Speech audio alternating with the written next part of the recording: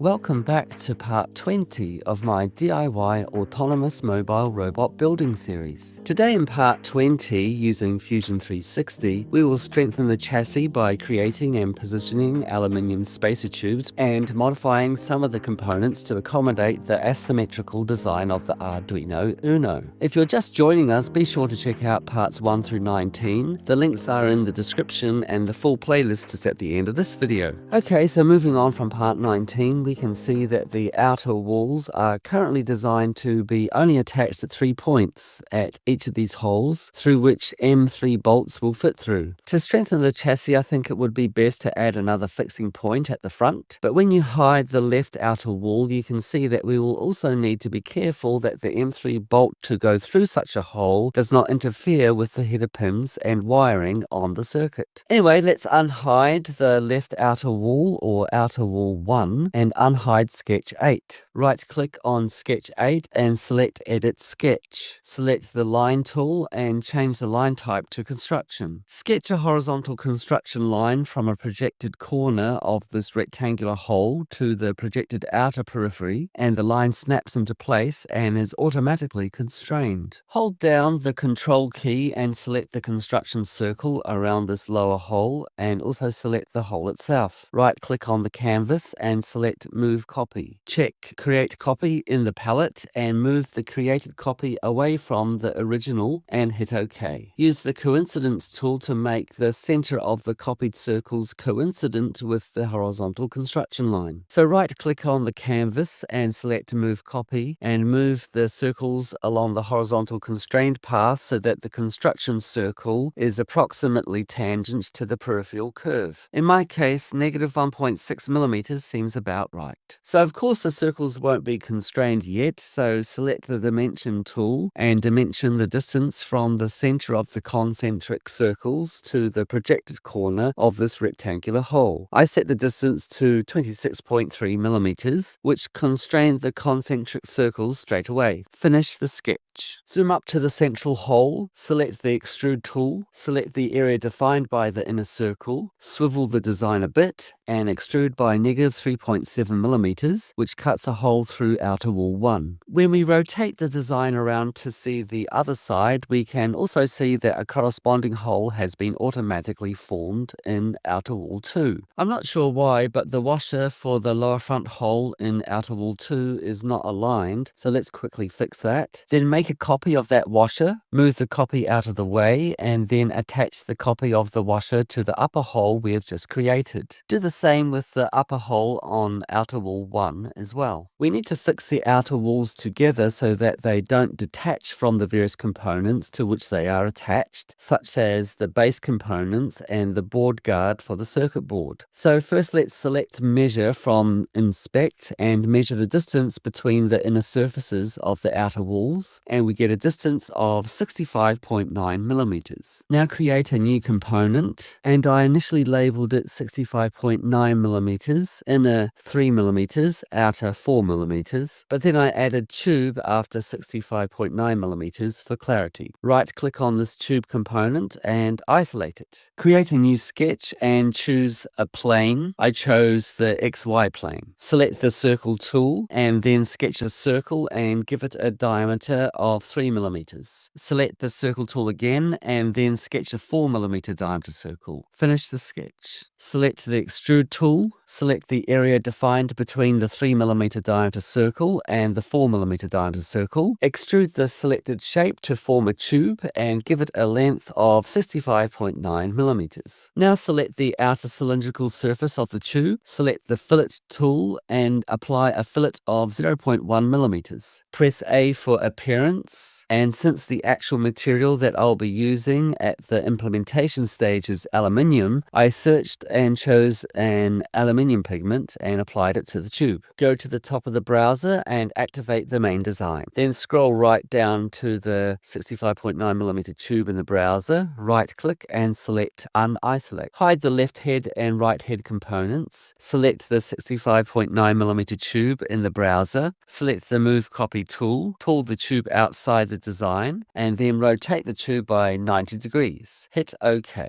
Zoom up to one end of the tube. Go to Assemble tool and select Joint, and zoom up a bit more to select the central snap point at the end of the tube. Then select the central snap point at one of the holes in the outer wall, and there the tube glides into place. So there we have an aluminium tube that connects the two opposing holes in outer walls 1 and 2, ready for an M3 bolt to fit through. Before we carry on, let's create a new component and label it M3 Washers Group. Hit OK. Here I am moving M3 Washer 4 into the washer group, and let's move the remaining M3 washers here into the washer group. Then as you can see, all the M3 washers become activated as a whole group. Go up to the top of the browser and activate the main design. Then go down and select the 65.9mm tube in the browser, select the Move Copy tool, check Create Copy in the palette, and drag the copy of the tube away from the original. Then attach the copy of the tube to the lower set of holes in the same manner. Okay, we need to add some more structural tubes for the chassis. Scroll up and right-click on Outer Wall 1 and select Isolate. Now we'll just unhide the components we want to connect up with tubes. Outer Wall 2, Inner Wall 2, Inner Wall 1, Battery Pack Rear Hook 1. Here the footage has jumped ahead a bit. Battery Pack Rear Hook 3, and the battery catch. Let's also unhide the 65.9mm tube copy, the M3 washer group, and the original 65.9mm tube.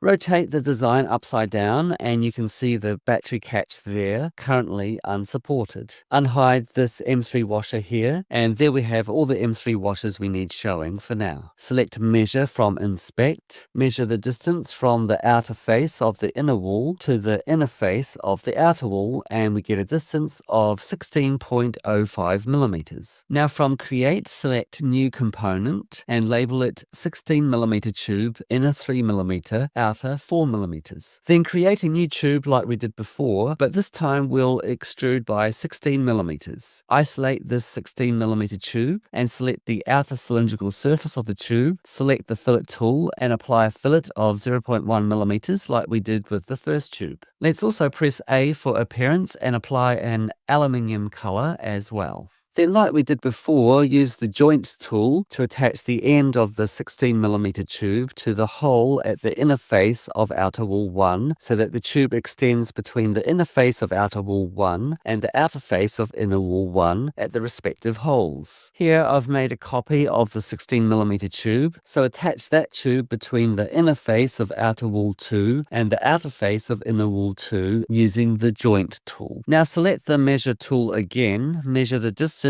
between the inner face of inner wall 2 and the outer face of the battery catch, and we get a distance of 11.35mm. Just to check that there have been no errors, let's measure the distance between the other face of the battery catch and the outer face of inner wall 1, and we also get a distance of 11.35mm. Perfect. So create a new component and label it 11mm tube, inner 3mm, outer 3mm, and create another tube in the same manner, only this time extrude by 11mm. After applying a 0.1mm fillet and applying an aluminium pigment, unisolate the 11mm tube, and after isolating outer wall 1 and unhiding outer wall 2, inner walls 1 and 2, battery pack rear hook 1, base 1, and the battery catch, activate the main design. Let's also unhide battery pack rear hook 3 as well. Let's also unhide base 3, base 4, base 2, the tubes that we have created, and also the group of M3 washers. There's the newly created 11mm tube, so let's use Joint from Assemble again to attach that end of the 11mm tube to the hole at the inner face of inner wall 2. The tube is extending toward the wrong direction, so let's just select Flip on the Joint palette to fix that. And there's the 11mm tube positioned between inner wall 2 and the battery catch. Make a copy of the 11mm tube, rotate it a bit so that we can access the end, and use Joint to attach this copy between the other side of the battery catch and the inner face of inner wall 1. Here you can see a clearance between the ends of the 11mm tubes and the battery catch. This clearance will allow the battery catch to rotate freely. Here the footage has jumped ahead with all the components unhidden except for the left and right head and and the lower body. Before we carry on, scroll up to the Joints folder, which, unlike in the footage, will be inside a folder called Relationships in the latest update of Fusion 360. Open the joints and label each joint for the aluminium tubes Tube Connection. Hide the left and right wheels and navigate the design around to the right side. Now, due to the inherent asymmetrical design of the Arduino UNO board, the design of battery pack rear hooks 1 and 3 differ at the upper region. This results in the design of outer wall 2 needing to differ somewhat from outer wall 1. Since outer wall 2 is an exact copy of outer wall 1, we will need to make an independent outer wall by selecting outer wall 2 in the browser, and from Create selecting Boundary Fill. Select outer wall 2 as the tool, check the little box as the cell, change the operation to New Component, and hit OK. So when we hide outer wall 2, we see no difference because the new component created by the boundary fill operation still remains. Scroll down to the newly created component, and I labeled it outer wall 2 new. Scroll up to the original outer wall 2 in the browser, right-click and select Remove. Scroll down to outer wall 2 new and activate it. Select the outer face of outer wall 2 and create a new sketch. Press P to project. Momentarily hide outer wall 2. Project the circle of the little hole that is formed through the top component of battery pack rear hook 3 and project the face of outer wall 2. Let's unhide outer wall 2. Zoom in a bit and select Measure from Inspect and measure the closest distance from the center of this hole to the outer peripheral edge of outer wall 2. That comes out to be 5.472 millimeters. Now zoom up to the projected circle. We want enough material around this hole, so select the circle tool and create an 11 millimeter diameter circle, which is equivalent to a 5.5 millimeter radius, which is approximately the same size as the distance we just measured. However, this idea ended up being a mistake because once I unhid the lower body, the extra material above the hole penetrated through the lower body. So we'll need to lower the position of the hole both in the upper component of battery pack rear hook 3 and the outer wall 2. So let's hide the lower body again, navigate to the side, right click on the sketch of outer wall 2 and edit it. Zoom up a bit and press P to project, hide outer wall 2 and project this header block of the Arduino as a reference. Unhide outer wall 2 again and hit OK. Let's finish the sketch for now, reactivate outer wall 2 and go to the timeline. Right click on the extrude icon for the extruded curve section and delete it. Right click on the sketch and edit the sketch again. Now select the 11 millimeter diameter circle we previously sketched, then right click and select delete to remove this circle. Right click on the projected hole and select delete. Now select the circle tool and sketch an 11 millimeter diameter circle at a position approximately where the deleted 11 millimeter diameter circle was, but within the boundary of outer wall 2. As you can see, the circle is not yet constrained. Select the coincidence tool,